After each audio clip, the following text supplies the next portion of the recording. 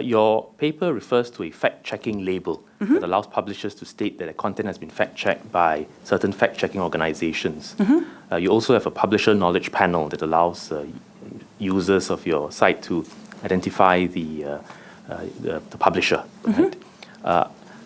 Couple of questions. How widespread is the fact-checking label used in your searches, say 10%, 20%, 30% of search results, number one? Number two, for those that are not fact-checked, there is still no way then to discern DOF from fact? Is that your...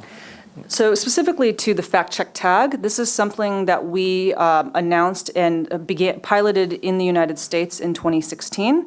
Last year, we expanded it to be a global product offering. And so what that means is that any news organization, if they so choose, they can decide to opt in and to mark up their articles and their fact checks so that Google can actually read those particular fact checks. The adoption from a supply side varies by country, and in terms of the searches, I don't think that I actually can't give you a specific number in terms of adoption, namely because searches vary moment to moment, day to day, geography by geography. In fact, of the more than trillion searches every year, 15% of searches every single day are new searches. Yes, we saw that. Thank you. Your written submission, you also say the following, and I quote, "Google recently took steps to strengthen our understanding of low-quality content, enabling us to improve and refine our algorithms for this category of queries." Unquote. So my first question is this a recognition that the algorithms have not been able at this point to discern low quality from high quality content, DOF from fact? Number two, how long will this process of study take in your understanding of what low quality content entails so that more accurate algorithms can be put in place to pick up and block DOF? And three, is Google relying purely on algorithms to do all the heavy lifting to discern DOF from fact? Or is there a need for more significant human intervention? So let me start by talking about sort of how search works in terms of our priority. We want to make sure that when people come to us, we are pointing to highly authoritative content. And so the way that we train our algorithm to do this is actually with search ratings. So we employ human beings who help us to evaluate various sources of information so that we can, when someone searches for a particular thing, that what they are receiving is from an authoritative source.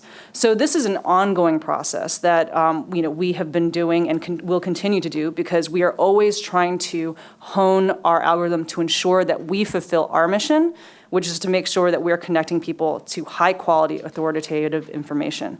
In terms of the ongoing process of our thinking and our work relating to helping to develop the ecosystem of authoritative sources.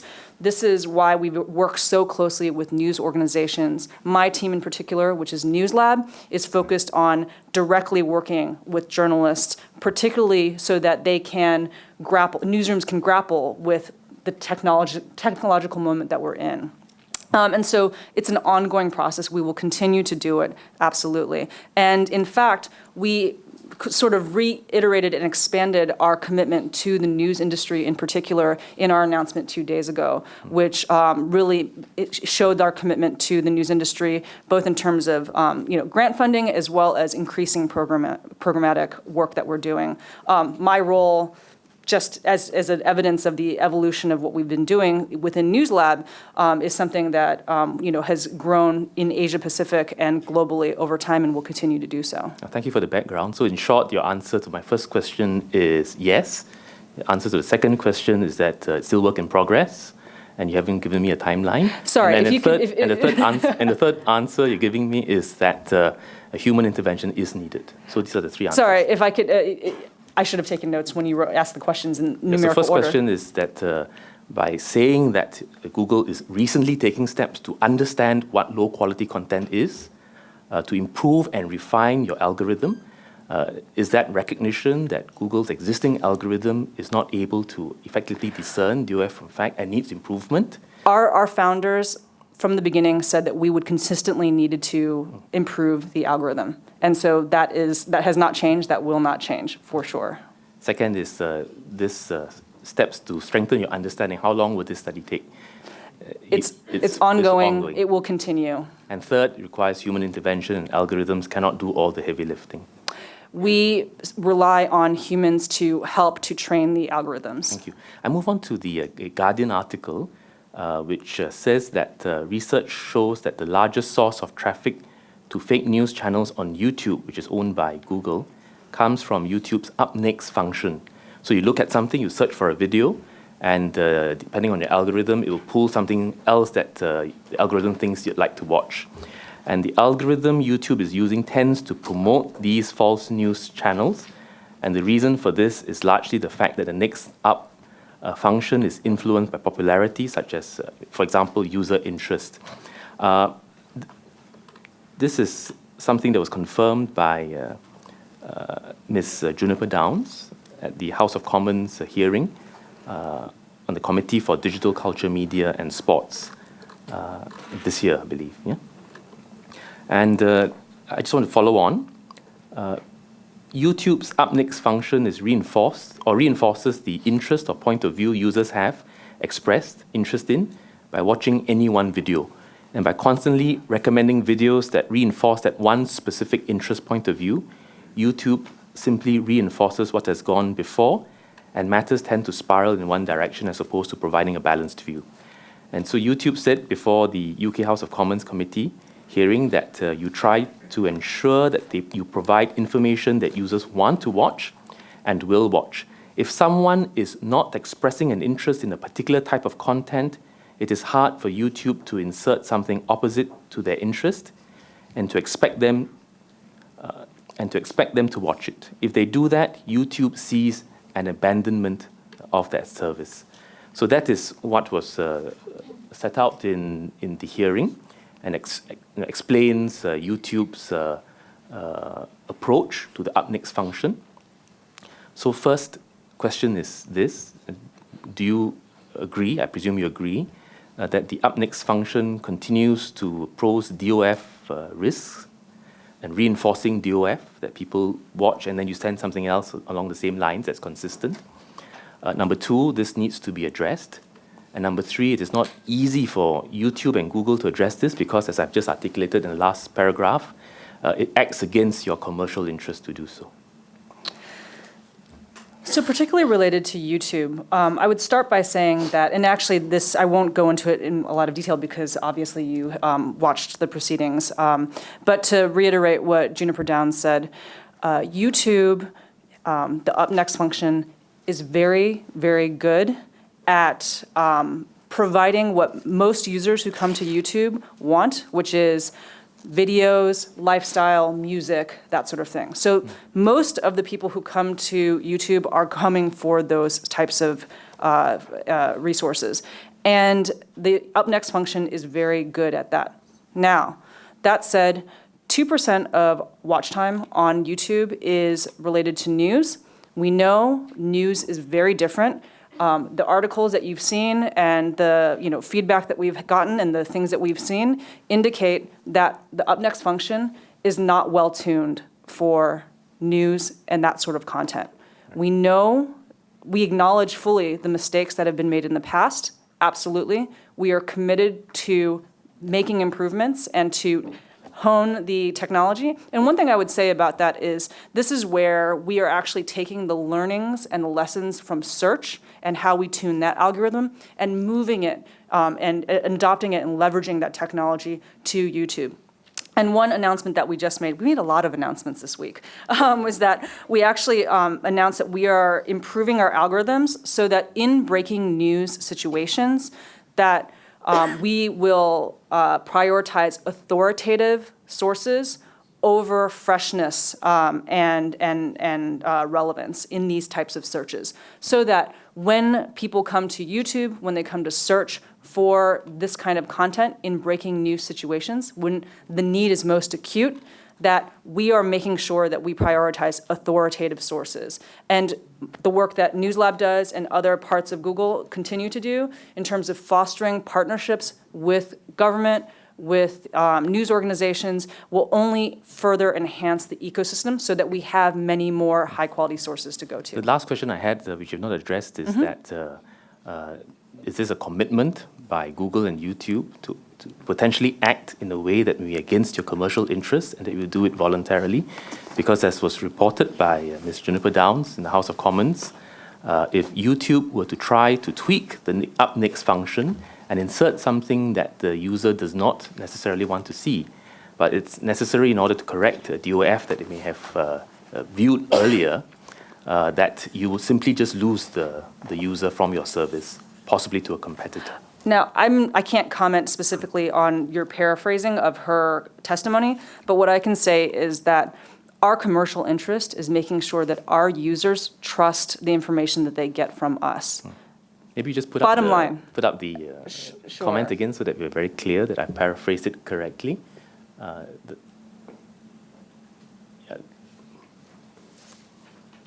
If someone is not expressing an interest in a particular type of content, it is hard for YouTube to insert something opposite to their interest and to expect them to watch it. If they do that, YouTube sees an abandonment of their service.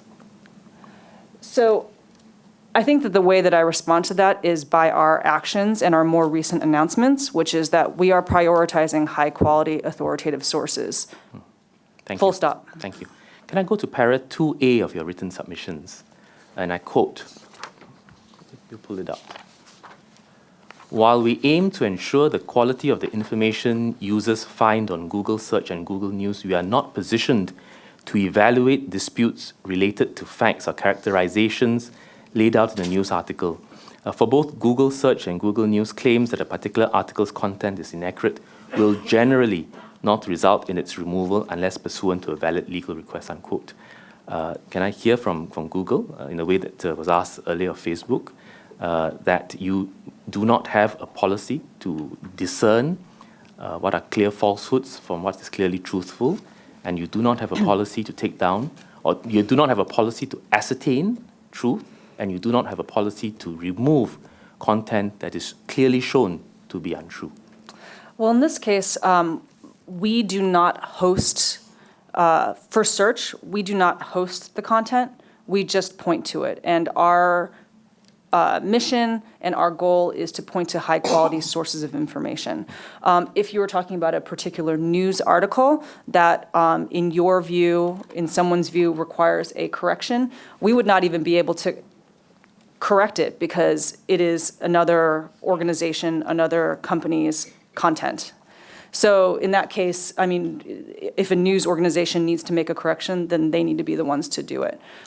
What we do is we, again, focus on making sure that what we point to is high quality. So can I clarify? So your paragraph 2A, what you're saying is that Google is not in a position to discern what is DOF and what is true, but that if directed through legal authority, whether by statute or by court, you will do so, i.e. you would let another party, a legal authority, make that determination for you, and you will comply with that order. So, excuse me, when it comes to determining high quality authoritative sources, we do in fact rely on our partnerships with journalists, news organizations, governments, and NGOs, because we understand that there is a lot of local nuance, cultural differences that need to be taken into account when dealing with content in general. So that is one aspect of what we do. In terms of what you asked related to the legality and responding to valid legal request, we stand by our submission. So if I may paraphrase it correctly, you take the position in para 2C because, number one, you're not in a position to determine facts from falsehoods, and number two, you believe that you're not in a position to make that kind of cultural determination, and that you would just comply with an order validly imposed on you if something is DOF, deliberate online falsehood? Let me be clear, we stand by our submission. Yeah. Thank you.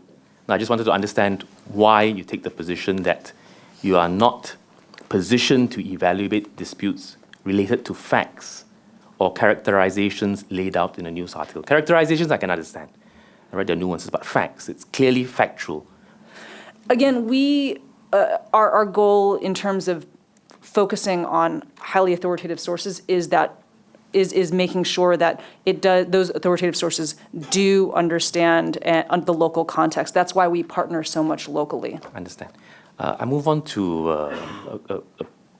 an example that my colleague raised, Mr. Shanmugam, initially put to Mr. Simon Milner, but I think we'll send it your way instead.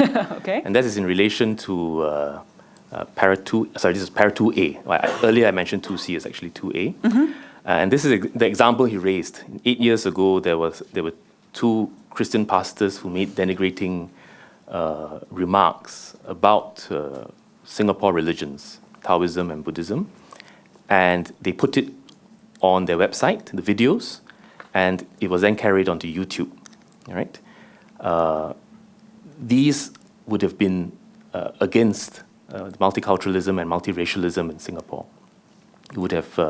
It had caused a tremendous amount of unhappiness. Would YouTube, if asked, voluntarily remove those videos, or do you have to wait until the law directs you to do so? I'm not a lawyer, and this is not my area of expertise. I came here to speak to the details of the submission in terms of what we have submitted specifically. I know for a fact that we will very much enjoy and want to provide our feedback with any proposed legislation that you decide to come out with. We will definitely, I know we are in open communication, and we would be happy to provide feedback. Yeah. That's what I can say at this point.